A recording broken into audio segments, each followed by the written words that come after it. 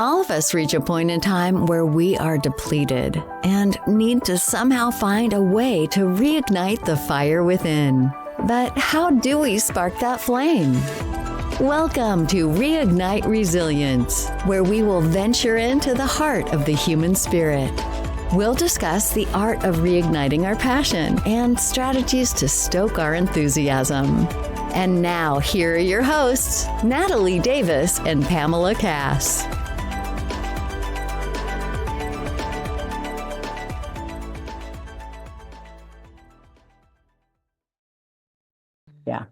Yeah, that we just carry with us because those are the beliefs that we create. Mm-hmm. Yeah, Totally. Yeah. And so it was like unbelieving it and really doing a really hard work to do there. But that January of last year was the time where the hard work really hit home, and it's just like, okay, all right.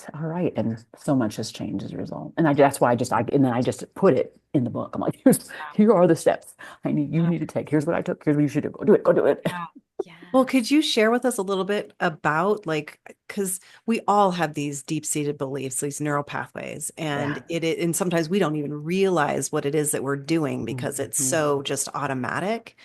What are some tools for people to just slow down and just recognize that, there's a pattern here. I might need to do some inner work and rethink these beliefs. Yeah, I think you and I both talk quite a bit about reframing, and most of us do. It's the kind of the psychological tool that helps us rethink and retool our brain. I think we talk about it differently. I talk about reframing as taking irrational, usually illogical beliefs that we have and switching it over to more rational. And what I mean by that is what often happens is stuff starts in our own heads. It can be based upon real facts and real things, but it starts in our heads mostly. Like we put more weight on it from our brains than we really need to. And so it's making us say, like in that case of that layoff that I described earlier, when it happened, I kind of sensed it was going to happen because of that that weird thing that I get in my gut, that high empathy strand, right? That's there. And then when it happened, I left there thinking I was going to die. Like I was like, oh my gosh, am I going to get another job? Am I going to stay in my house? I'm going to go. Like I was just I was spinning and I call it the pit of despair. Yeah. And I was in that pit. And at some point I said, stop, stop the insanity. Like I had to stop. No one else was going to do it, but I just said, what is happening? I felt uppy and I said, stop. So for the tool that I say is at that point, I flip that switch that's in my head that I have to control the switch. That says, I'm going to step over this threshold of the past thing that kept stopping me, that got me stuck, that made me think I couldn't do things. And I'm going to step over the threshold of the side that's more rational, that's more logical, that says, actually, let's look back at that now in a different way. What actually happened there? What did you learn there? How did that prepare you for the next thing? All the things. So I ask myself a lot of questions, but I have to kind of I have to in my head, and that this is what we need to do. We have to stop. We have to flip the switch, and we need to kind of. I always say, in this time frame when we're doing the reframing, we are human, and I am not telling people to just I'm happy. I'm not happy. I'm happy. It doesn't. There's that time I said earlier that I let myself 2-3 weeks of pity, and I'm human. And if I didn't allow myself to do that, and I tried to go over it faster, the healing it wouldn't have worked. It would not have helped. I could not have done the switch over. But I gave myself that time. Later, right? It will. It's going to come up. Yes, it'll come up later in life. Exactly. Yes. So I had to give myself that time. So irrational thought, flipping the switch, but the irrational thought in between that, before that, I have to give myself that human space to kind of feel some of the emotions. And then I get sick of myself and flip the switch. And then I move myself over to the rational side and look back. And I say you have to look back because you kind of have to say, okay, what actually happened? Don't say flip the switch and move on and keep looking forward without going, okay, but evaluate what took place in the thing where you felt the pain, where you had the place where you felt you were stuck, evaluate it and then from an objective place, and then realize what was actually not so bad there. I actually got a big severance. It allowed me to have a job. I had my best friend there. I learned tech there that I never knew, all these things. But I had to look back purposely, intentionally, and evaluate what it was that actually what was the purpose of it? What did you learn there? And once I did that, it helped me be able to move forward faster. That's one tool. Reframing is one tool. I think there's a couple other tools. One of the other tools is to focus on a mission that is bigger than what's in front of you. So I like to think of it like micro, like when you're in Teams meetings and everything gets like foggy, like you can make, you know how you can make it like foggy around you, like you Yes. wouldn't be able to see my chair. And I like to think of the mission that way, where I'm just like fogging up all the other like things that could be hitting me. So in my case, oh my gosh, all the things I just talked about earlier, there's a lot of different hills I had to go over, right? And walls I hit. Yep. So what I did is in order to make sure that those things are minimized inside of my brain or minimized as far as the impact of my life, my mission serves as like this bullseye that's out into the distance that I see and that serves as a protective covering for me. And so for me, the mission would be um, wanting to make sure that people feel seen, heard, and valued first in my presence, and then teach other leaders how to make sure that they are seeing, hearing, and valuing the people in their space. And I want to do that all around the world. Well, Yeah. again, I can't do that tomorrow. I can't even do that alone. Yeah. So, what for me, in my mind, the mission is so dang big. It's just big. Like it gets me up every day that I want that to happen. I want people to feel that way in the world that it acts as a protective mechanism. It blurs all the things out. So I'm always challenging leaders to be thinking about what is that mission for you that is bigger than anything that's going to hit you because it's going to keep hitting you. Yeah. Bigger than the noise. Right? What is going to be that thing? And I think that other thing is just this idea, kind of going along the lines of that, is focusing forward. Yeah. Like continuing to look for it. Like when you think about the times when I talked about, like, I went way back with you and told you more than I probably have told anybody. Go back, talk about the childhood, go all the different little like things that you kept hearing. And each time, if I didn't have the thing that was like, I want to make sure that nobody feels like I did. I want to make sure that people feel like I see them. I want to make sure people feel like they belong around me. That kept with me. That was that mission along the way that kept going no matter what. And so I'm saying like the mission is not necessarily your job or what the job mission is at the job. Right. It's what you are as a human and what you value as a human. And that should be the thing that serves as that protective part Yeah. for you, right? Oh yeah. So And if you hadn't gotten curious about what had happened, then you could have just very well just repeated the same things that happened to you. totally. So you were able to just completely, like you said, just reframe it and say, I'm using what I learned or Mhm. what happened to me to create this so that other Yep. people don't go through what I went That's through. exactly right. Yep. Yeah. I love Absolutely. that.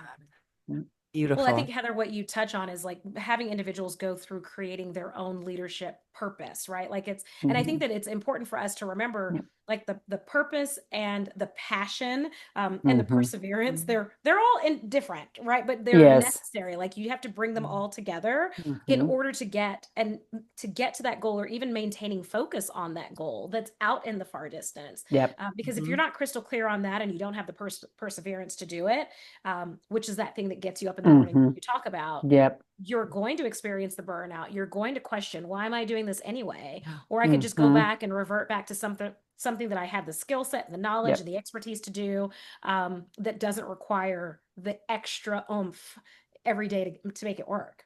Yeah. Yeah. If you don't know your why for leading, and again, like I said, I think the why needs to go deep. I really don't believe in the topical thing. I don't think the why for leading should be like the organization you're working for. Like I think Yep. you need to go deep on why do you accept the roles that you're in, Yes. and what impact do you want to have to the humans that are looking to you for guidance in some way. So Agreed. yeah. Yeah. That would be a different world if every leader led like that. This is what I'm trying to say. This is Yeah. exactly what I'm on a mission to do. And Yeah. because and there's just no way I can do this, like, right, and that's okay. I'm going to keep doing it. Keep doing it. You're Yeah. gonna get there. You're gonna Well, do I it. mean, let's be honest, like if you really like tear back the curtain of some of these companies and organizations, it's just like, well, you know what? Natalie's been here for 15 years and the job's open. Let's just give it to her. And that person doesn't have the clear defined why. This might not have even been on their radar. And now you have an individual in a leadership role leading others and trying to figure out themselves while they're doing it, Yeah, if they Yeah. have the space and time to do so. Mhm. totally. Yeah. Yeah, it's so true. I do agree. And so when I'm thinking about like when it's so funny when I first started off consulting, I hate to say this, but I kind of demonized people who were in the executive roles quite a bit, partly because I had never been in an executive role. I was always at the director level, kind of middle Yeah. level management person. Yeah. And until I started to do some executive coaching where I was coaching people who were like parts of multiple millions of dollars kind of companies, right? I didn't see them as much as human. And part of it I still think was about the things of like, here were the adults in my life, here were the leaders in my life. And I think it like traveled with me until I started to really coach them. And I Yeah. said, these people are struggling with all the same things that we're struggling with. And saw them as human, saw that they need help. And it developed in me. I realized it wasn't just like, I need to go fix these people who are making the experience for these other people so bad. It was Yeah. after I started to see who they were, I was like, oh no, I need to help them see that not that they can be both compassionate and strong, that they can lead that way and still and press upon the people around them that they see them, they hear them, they value them.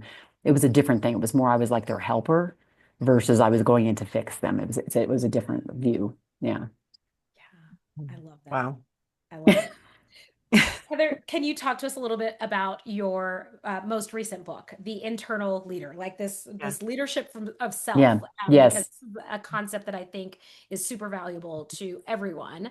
Talk to us a little bit about the book. Yeah, so this latest one, The Art of Self-Leadership, it's Yes. discover the power within you and learn to lead yourself. And it really, again, it stems from, I think most of us. It's my story, but it's a lot of people's story, I'm realizing, Yeah. where we spend a lot of our time allowing like things in our life, like layoffs, bad bosses, sicknesses, the pandemic, children, like all the things that kind of get in our way, to be this like, to form this thick clay around our brilliance. And we don't let our own self shine. And so, to that extent, what's happening is we are waiting for permission for some boss to tell us, like, when it's okay to go do a job we got hired to do what we're supposed to do. We are blaming other people for when things don't go some way instead of owning the place we are in our journey. We are just waiting for somebody else to be our green light for all the things that we want out of our life and at work. And so this self-leadership concept is really saying, okay, what are the things that you can do to start peeling away the layers and the layers and the layers that you're putting over your own shine? And then I give them concepts of like resilience is a part of it, like building that. That's kind of at the core, it's the foundation of it, but self-empowerment, progress over perfection is a big one. Self-care, understanding your values, understanding why you lead to the stuff we're talking about right now, real foundational stuff. Understanding the importance of using your voice to speak up on your behalf and others, understanding other people's relationships and how they want to be communicated to. And so there's like this inward outward view in it. Mm. And I really decided to push into that because self-leadership is already embedded in caring leadership, which is that like original body of work. But what I didn't do, what I realized after I had been like speaking to all these people, speaking to people in audiences, speaking to people in these focus groups, looking at these surveys, and then me myself being hit in the head with it within the last couple of years, I realized that we still are part of a world that's blaming a lot of people for the positions that they're in without properly owning the choices that they've made to be led by other people and not themselves. And so I just kind of got a little sick of it and said I needed to put like a plan together to help people move past this place. And I recognized some of the victim thinking because I had been a victim too. So I was a victim a little bit through the layoff. I was a victim, like all the little things. I had a little victim thinking. So I recognized in other people, and while I had moved past it in the moment, it was irritating to see it so in such a big way in other people. And I was like, I got to do something about this. Got to do something about this. Yeah. I love that. I love that. Do you have tools or modalities that you reference to in the book? Let's just take the victimhood piece, for example, that you give the readers to help navigate through that. Oh, well, part of that is some of the reframing. I mean, reframing is huge. It's a huge solution for so many. And people, I always say, like, it's not us. We do it automatically. We literally are reframing all day. It's that kind of like, mm, I'm done. Like, it's that sick of yourself thing that like, stop swirling. You're in a pit, like recognizing I'm in a pit, recognizing I'm stuck, and then making a conscious effort to say, I'm moving from the irrational to the rational. And now I'm going to, and now I'm evaluating what's happening now, what happened 2 weeks ago, and I'm going to see it objectively, and I'm also going to see my role in it. Okay, because I do think that, and I'm saying this because I recognize it to me, like we do not recognize our role in our own circumstances often. Yes. This is where the victimhood, the blaming comes in at. And Yeah. I'm saying once we stop blaming, we can really see the situation for what it is. We are now more empowered. We're actually more empowered now. And so I give them a lot of tools on just reflective tools, helping them at first like think about their values and think about the things that kind of like me, the things that chase them from their when they were younger all the way to right. What are those things and how are they? What are your limitations that are your limitations that are real, and what are the ones you're self-imposing? So it's just asking a lot.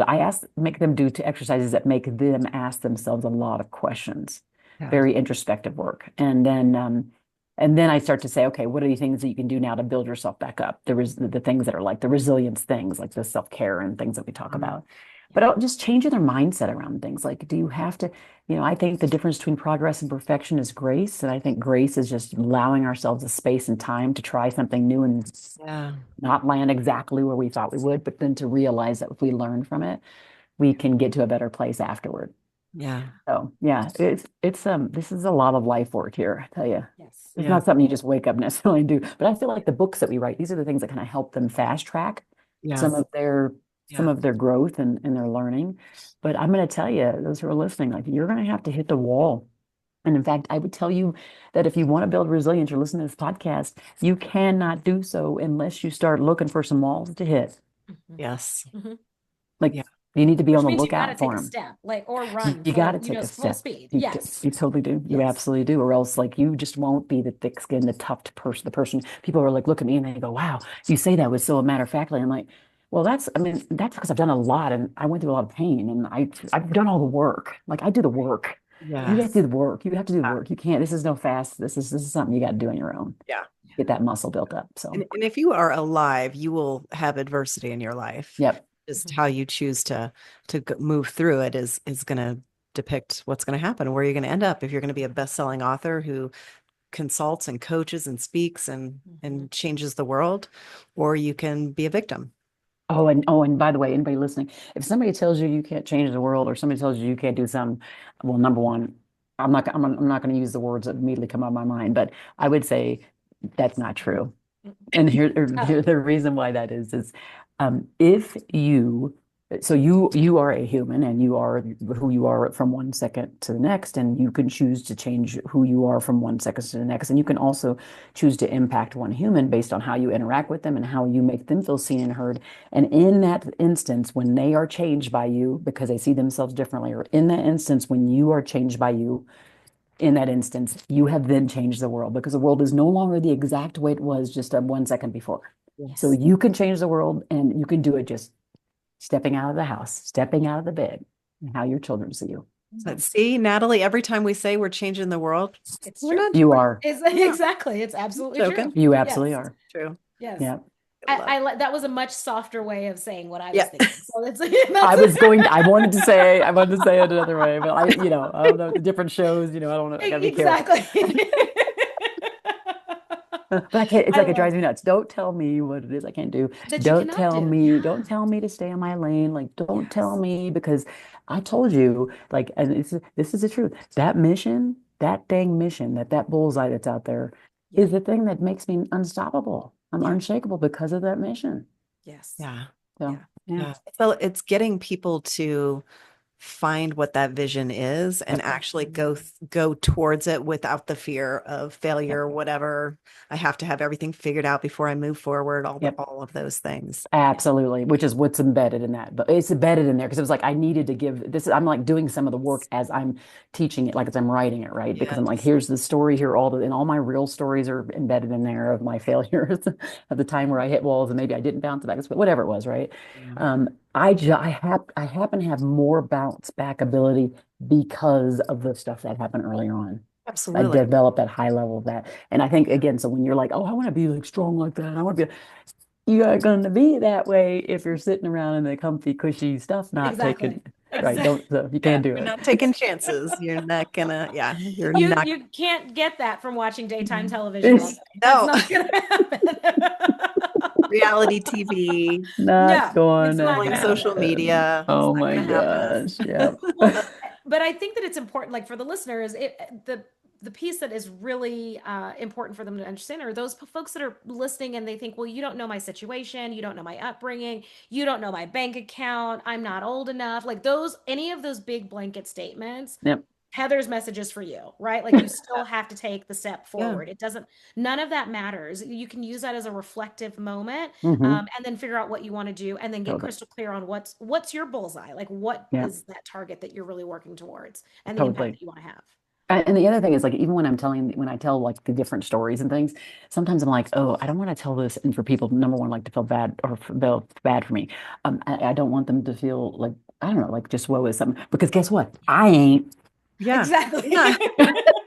Don't feel bad for me. I don't feel bad for myself. I don't feel bad. Because I'm Exactly. only telling you as a teaching moment. And I do want you to, I want you to see the person who's standing on stage as this strong, capable, and caring person. I want you to see all those things coexisting.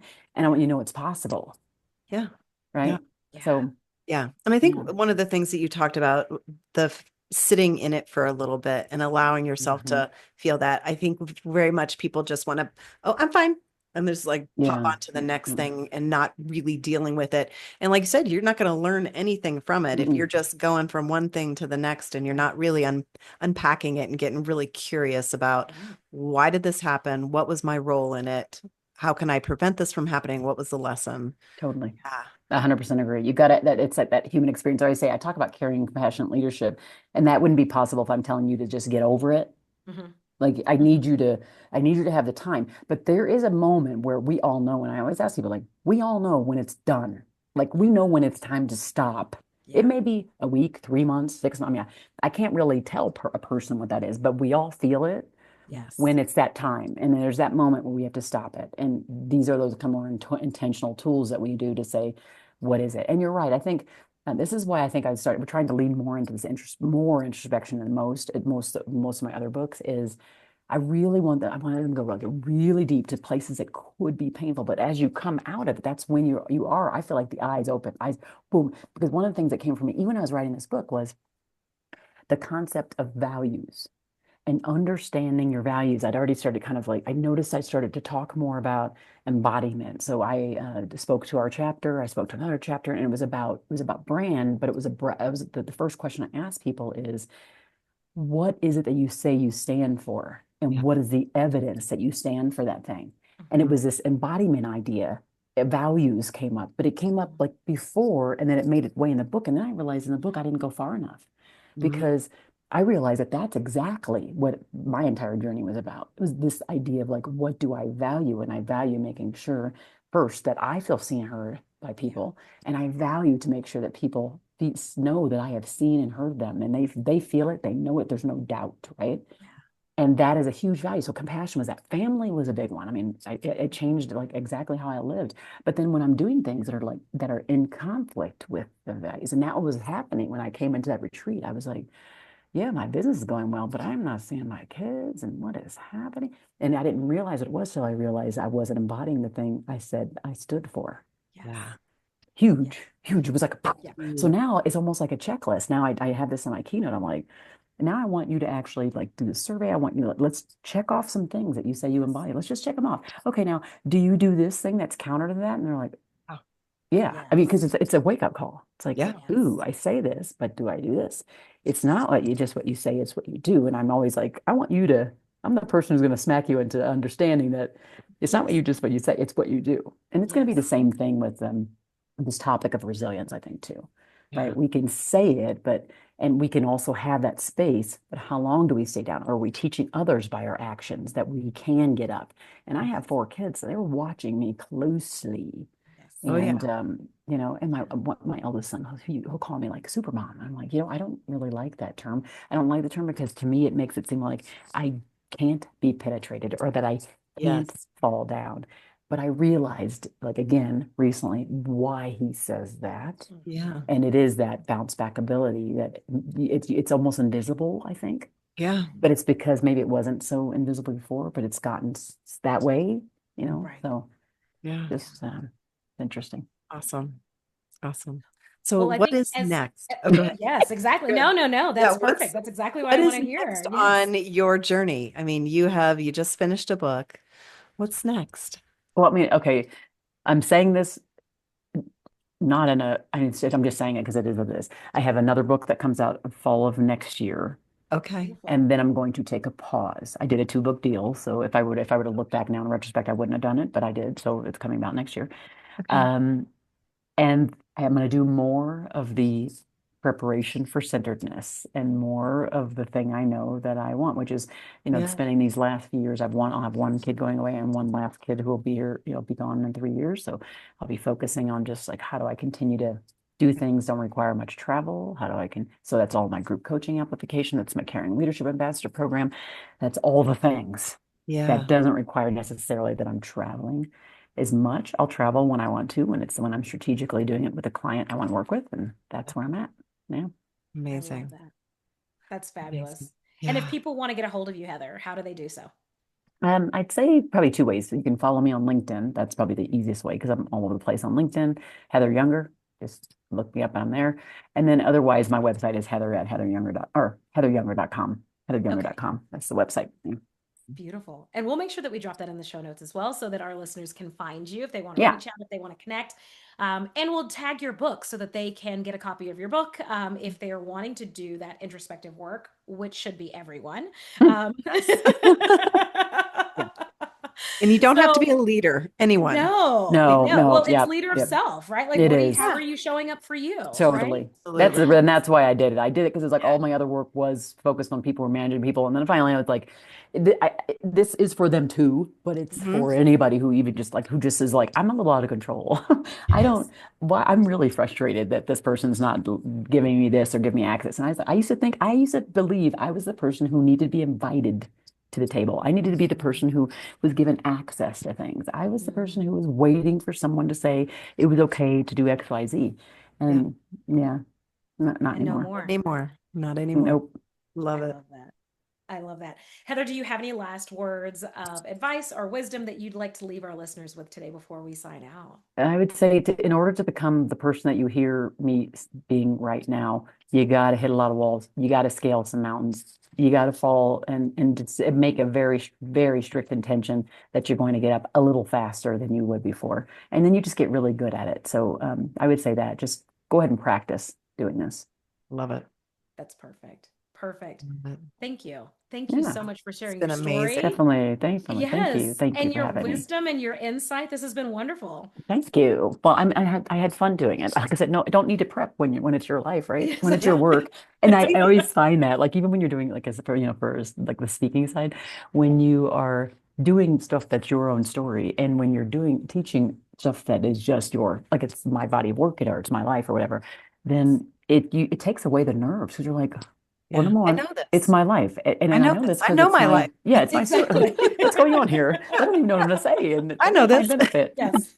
No one's going to question it. And the results are right here in front of you. This is Yeah, what you get. I'm telling you, I am a person my entire life. I was like, oh no, I don't, oh no, not me. And I was just always I'm not saying I'm not a humble person. I still am. However, now I'm like, you're dang right. That's exactly what's happening right here. You know what I mean? It's like Yeah, I didn't used to exactly. do, I didn't own it, but now I'm like, I'm owning Yes. it. So it's Love it. beautiful.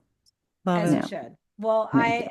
I am, thank you for sharing the journey. It's a beautiful Absolutely. journey and Thank you. it's going to continue. So I'm excited to see Yes. what is in store for the next book. So next year we'll hang on by a thread to figure out what next year is about and then Yeah. what else is up for you. Because I have a feeling that, 3 years from now, when you're an empty nester, things are going to look different again. Oh It'll be a yeah. different season. They really are. They really are. Yes. It's kind of Yeah. crazy. It's just really nuts. I'm like, oh yeah. And then all of the, yeah, I didn't say anything about doing, now I'm on like HRT. And so now I don't know, you two might be too young for that, but the doing HRT and then having the hot flashes now. Oh, So that's a yes. whole nother Oh, thing.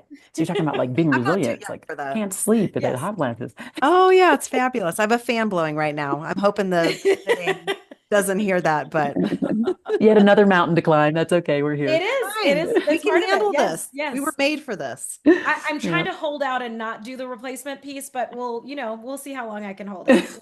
It's a journey. It is. It Got really this. is. Well, thanks for having me. Yes, Really, it's been awesome. Absolutely. Oh Yeah, my and gosh. just let me know when Thank it's out. We'll you. forward everything. We'll share it and stuff. I Okay. love it. I love it. Beautiful. Thank you, Heather. It has been an Yes. absolute pleasure. For our listeners, if you want to connect with Heather, we will make sure to put her contact information in the show notes. And if you want to learn about what's happening in the world of Reignite Resilience, head on over to reigniteresilience.com. Until next time, we will see you all soon. Bye, everyone.